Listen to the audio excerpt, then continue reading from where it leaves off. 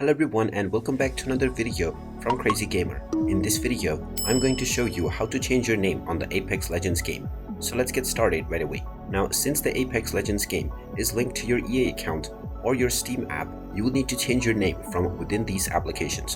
Whichever one you use to download your game, open up the EA application or your Steam app depending on it. Once you open it up, you will be taken into the home page if you have logged in already. Otherwise, use your email address and your password and you will be logged into your account. Now, in order to change your name, click on your user ID at the top right corner and then click on My Profile.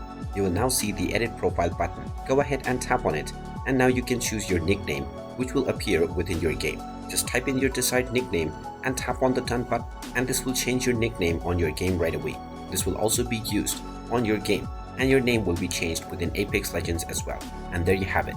That is how easy it is to change your name within the Apex Legends game. If you find this video helpful, make sure you hit that like button and subscribe to our channel if you haven't done so already. Also ring that notification bell to never miss another update from us.